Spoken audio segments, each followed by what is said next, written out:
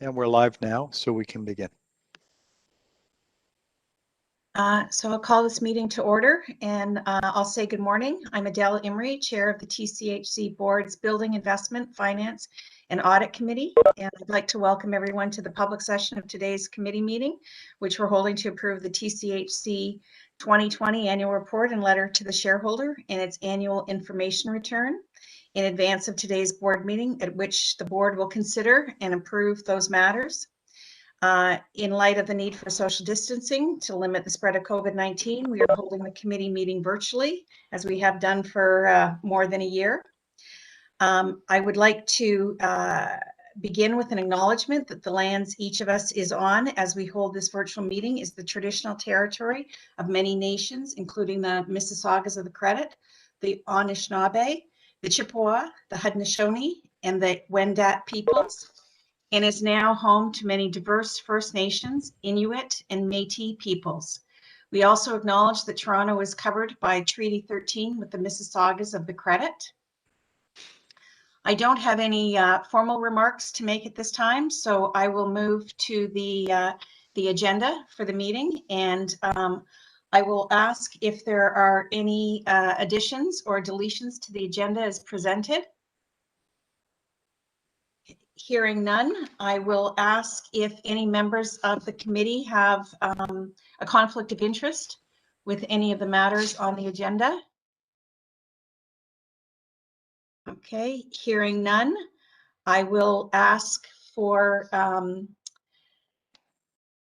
if any of the members would like to pull any of the items in the consent agenda at this time for further discussion. Okay, hearing none, I will ask for a motion to approve the agenda for today's meeting. Motion's on the screen. Anna? Deb? Thank you. And could I have a seconder? Brian, thank you. All in favor? Perfect. And we will move to item number 3. And it is the 2020 annual report and letter to the shareholder. And I will turn it over to Sheila, acting president and CEO. Thank you, Madam Chair. This is our 2020 annual report, letter to the shareholder. It provides a public overview of our accomplishments, our progress in delivering on our strategic priorities during 2020. It is our report to the City Council, tenants, employees, stakeholders, and the public.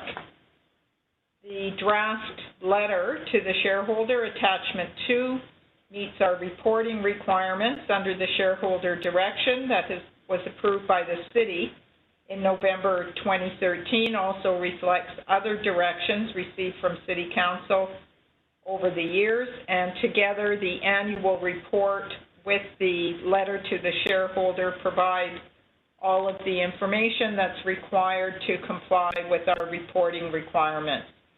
Upon approval by BIFAC and the board, this information will be forwarded to the City. And with that, Madam Chair, I'm happy to take any questions. Okay, I'm presuming everyone had a chance to read this. Are there any questions or comments for Sheila? Anna? Just one quick question, and with all the respect to our esteemed new board members, but this is a report for 2020. Shouldn't we have the board of 2020?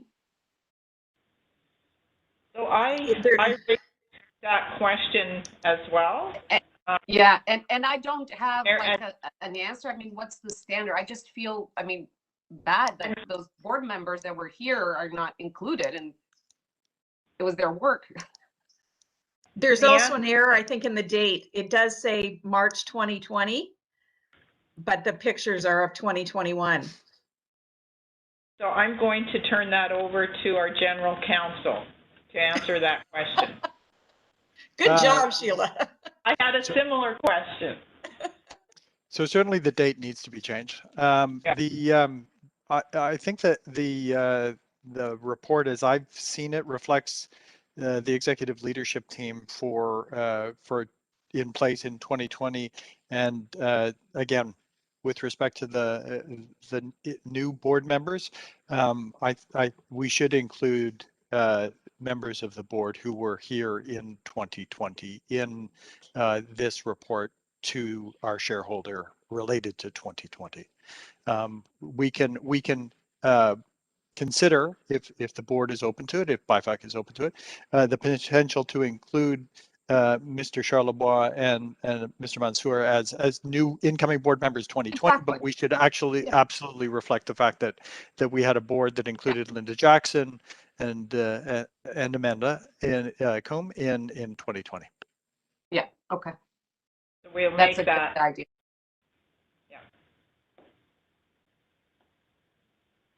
Okay, are there other questions for Sheila or Dara?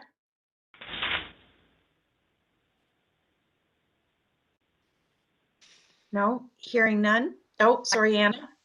Sorry, just a comment. No, it's okay. Sorry. I thought you were very timid on actually acknowledge the response during COVID. I think TCHC has responded really, really well to our tenants during COVID, and I don't think the report actually does it justice. So you were very shy, I guess, very humble. Well, but I think I mean, you mentioned some of the things, but I mean, compared to everything I see, I think that TCHC did a really good job in responding to a lot of, programs. I wish the report had emphasized more a little bit of that, but I know it's a lot and it's a yearly report, and you want to, cover the deliverables and the strategic plan, and responding to COVID is not, but I think it needs to be mentioned that I think, you responded well to COVID. Could you attach the STAR article as an appendix? I very much appreciate that support, and we will look at our annual report that's going to be live on the website in a little different format than we've ever presented, and make sure that message is clear, because your staff have done an extraordinary job, touch wood, managing COVID, and we continue to do that every day, and it has been exhausting for staff. So I very much appreciate those comments, and I'll work with Paula Knight to make sure that that's reflected in the document that goes up on our website. Thank you for that. Okay. I think the board will agree with that. So I'm hoping that there's time to make those changes. And I see that Paula has joined us, and if you don't mind, I'm going to ask her to just speak about the new format for the annual report and what it will look and feel like on our website. Paula, could you expand on that, please? Yeah, absolutely. Thank you, Sheila. So this year we're doing things a little bit differently. As you know, in past years, it's been a static printed report. And this year we're actually moving it to an online microsite that can be printed in PDF. So if people want a printed version, they can. But it's going to have lots of dynamic videos that talk about our experiences. We do have some actually that speak about COVID and the engagement of our staff in the communities, for example. But we'll also have an ability then to take these individual pieces of those communications and share them socially. So we think it's going to be a lot more dynamic and a lot more sort of engagement with our communities, with our tenants, with our employees, but also the public at large.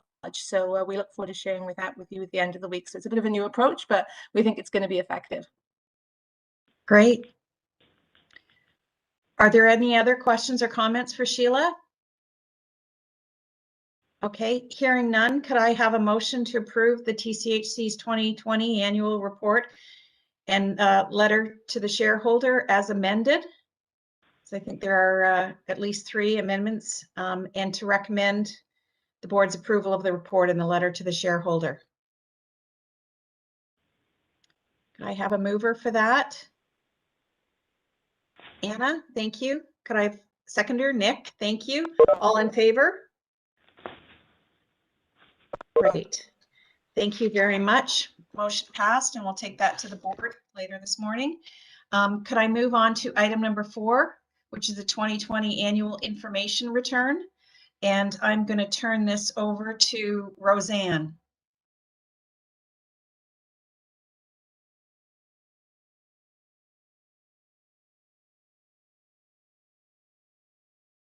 Is Roseanne on mute? I am on mute, thank you. We can't see your face either. There we go. So this is the annual information return that we are required to file with our service manager prior to May 31st, as required under our operating agreement for the year ended December 31st, 2020. So this reports on our total inventory of units, are 58,520 units. And I will take this report as read, and I'm available for questions. So if you look through the implications and risks, it does identify that we are below the service level requirement, and then there's the rationale and the reasons behind it in the 3rd page of the document, the 3,449 units. Can I ask if there are any questions for Roseanne or comments? I can't see everyone's face, so you just have to jump in if you have. No questions, no comments? Okay. Could I have a motion to approve the TCHC's? Oh, you keep Anna, asking I'm that, sorry, and I didn't see you. So, when we transfer the single family homes or any number of RGI units, our number will get adjusted accordingly, correct? Yes. Okay. Mhm. At that point in time. Correct. Yeah. Okay. Are there any other questions, comments? Okay. Could I have a motion to approve TCHC's annual information return and to recommend it to the board for approval? Could someone move that for me? Anna, thank you. Could I have a seconder? Nick, thank you. All in favor? Motion has passed. So could I ask if there are, is there any other business that anyone would like to bring forward to the meeting? Okay, hearing none. Could I have a motion to terminate the public meeting? Brian, Nick seconder, all in favor? Thank you very much. Or do we sign off, or can we just stop our video? You're on mute. You're on mute, Dara. Sorry about that. Oh, Kaylee is telling me that